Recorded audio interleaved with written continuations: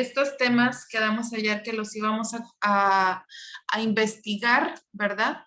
Que principalmente yo quisiera que prepararan cuáles son los criterios diagnósticos, porque vamos a estar viendo los criterios. Cada clase vamos a ver un trastorno diferente, ¿verdad? Con cada equipo. Mientras al mismo tiempo, o ya teniendo algo más de la parte introductoria, vamos también viendo las formas de evaluación, ¿verdad? Porque esta clase se divide, por así decir, en la parte de la evaluación, ¿verdad? Es decir, en todos los instrumentos y en todas las técnicas, y también en la parte de trastornos, porque es evaluación y diagnóstico, ¿no? Entonces, la parte de los trastornos va a quedar a cargo de cada equipo, ¿sale? La parte de las pruebas, pues las vamos a ir viendo y aplicando, ¿verdad? Históricamente, lo que se ha hecho es que cada equipo pueda también, yo creo que así como estamos ya formados nos vamos a quedar. También tenemos que hacer una evaluación, ¿verdad? También tenemos que hacer un informe, pero más que nada me interesa, es muy interesante tener el esquema completo del caso clínico, ¿verdad? Esto incluye todas sus pruebas, todas sus,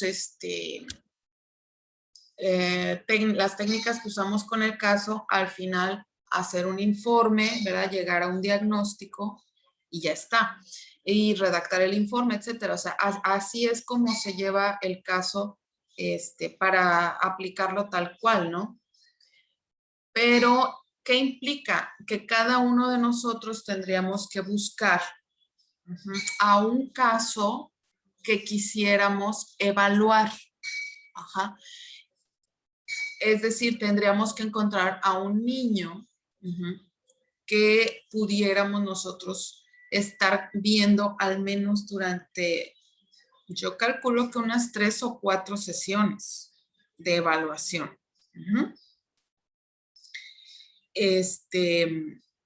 Entonces, eso se ha hecho,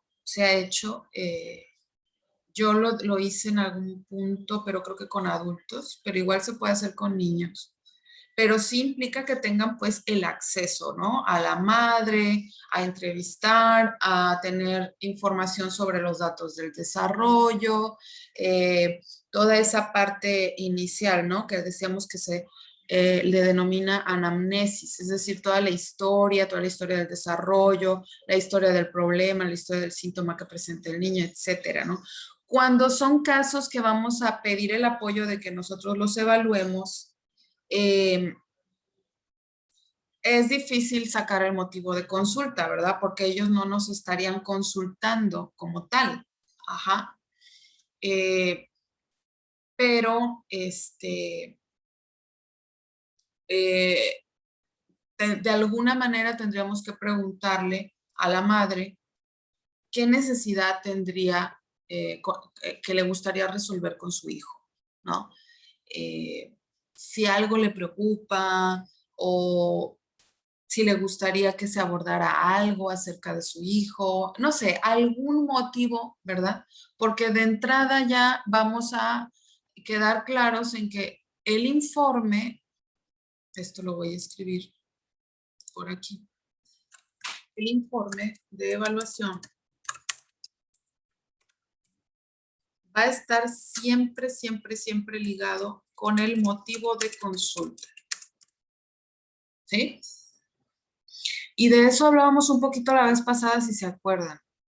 Hay informes, ¿verdad? Que son súper minuciosos, súper detallados, voluminosos, ¿verdad? Yo hablo más bien como del expediente o de lo histórico del caso, ¿verdad?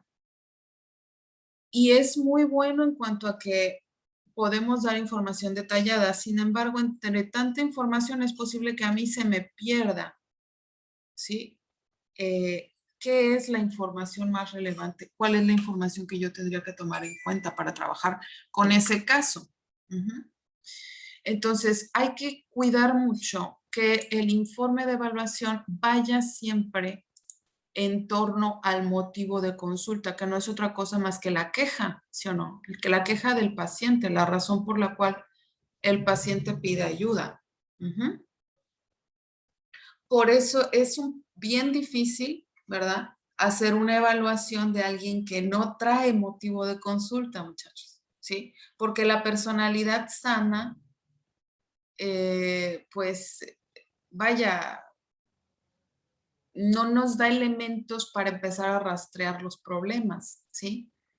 O sea, dudamos en si tal o cual cosa es realmente significativa, porque vemos que el paciente no está implicado en lo que está diciendo, no manifiesta una necesidad, a lo mejor, ¿sí? Entonces es muy difícil armar todo un informe, a ver, ¿y cómo estoy psicológicamente? Pues bien, ¿verdad? O sea, pues vaya, estás funcionando, ¿verdad? Porque no presentas algo de lo que tengamos que hacer justamente un informe. Ajá.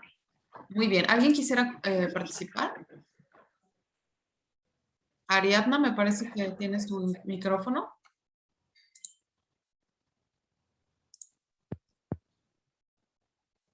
Ok. Entonces, bueno, eso hay que tenerlo muy en cuenta, ¿no? Un informe que no me habla mucho de de esos precipitantes del motivo de consulta, de esos activantes del motivo de consulta, ¿verdad? No me es muy útil. Ajá. ¿Qué me espero de un informe de evaluación? Que me hable claramente el motivo de consulta, que me exprese claramente el diagnóstico, que me exprese claramente las variables que importan, ¿sí?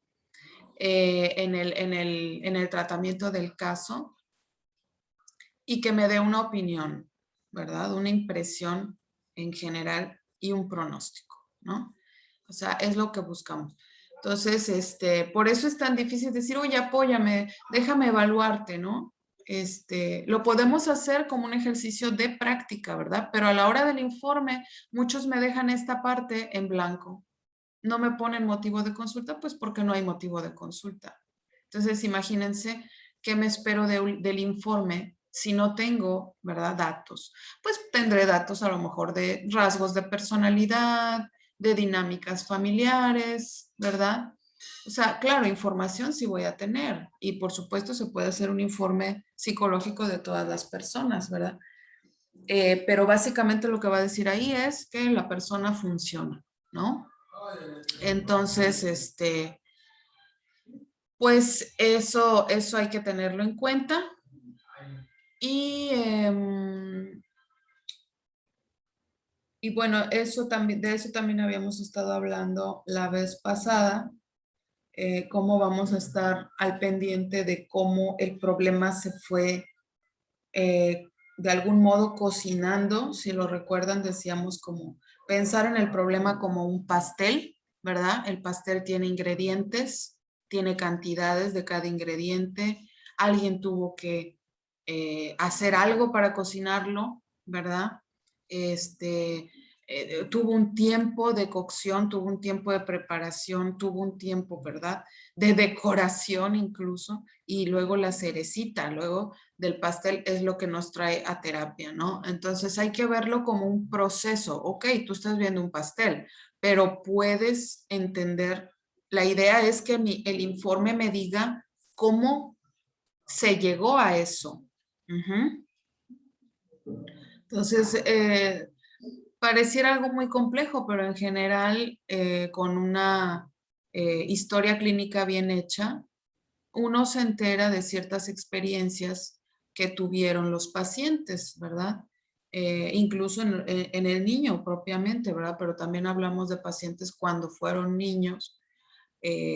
Se hace una exploración y uno se da cuenta de que hubo eventos vitales estresantes, ¿verdad? El fallecimiento de alguien, maltrato, ¿verdad? Por parte de alguien, algún tipo de abuso o agresión sexual, alcoholismo por parte de alguno de los padres,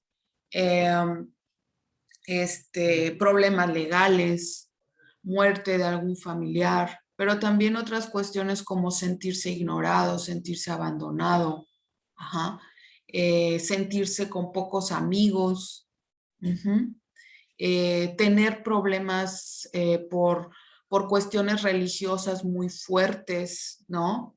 En la familia, tener problemas de alimentación, tener problemas médicos, el que haya problemas médicos en la familia del paciente. Si se dan cuenta, todas estas cosas son cosas que suceden, ¿verdad? Con mayor o menor frecuencia, pero pues que las vamos a encontrar, ¿no? Entonces, de todo eso sí nos tenemos que enterar en la evaluación. Entonces, si se dan cuenta, es un recabar y recabar información bastante, es un proceso exhaustivo, pero bueno, se trata de conocer a ese paciente de un modo diferente a como conocemos a cualquier persona, estarán de acuerdo, o sea, tenemos que acelerar ese tiempo, no puedo tardarme años en poder conocer al paciente, ¿no? Ciertamente lo voy a conocer cada vez mejor en cada sesión, pero 3, 4 sesiones de recabar información, hablo de 3, 4 de 1 hora, pues vaya, me hacen conocerlo mucho más rápido, estaremos de acuerdo, ¿no? Porque vamos a hablar de cosas, pues, de su vida. Y bueno, aprovecho, ya que estamos en estos temas también, hablar del tema de la confidencialidad. Porque también es como lo primero que se va a establecer, tanto con el niño como con el padre. Le tiene que quedar muy claro que lo que pasa en terapia se queda en terapia. Para que entonces se sienta con la libertad, ¿no? O sea, sí tiene que saber que los datos son confidenciales, que no los puede compartir con nadie más, a menos que el caso se esté supervisando, ¿verdad? Pero aún se compartirían datos del paciente acerca del caso, pero no de su persona. Se respetaría su identidad en cualquier sentido, ¿no? Entonces, esto brinda a los pacientes y a las personas, a los niños también, la posibilidad de confiar, que a veces esa capacidad de confiar pues está bastante lastimada por varias personas, ¿no? Que puede llegar. Y es importante restablecer esa capacidad de confiar a través de la figura del terapeuta, ¿sí? Porque finalmente es otra relación que el niño va a formar, otro vínculo. Pero justamente se trata de que seas un vínculo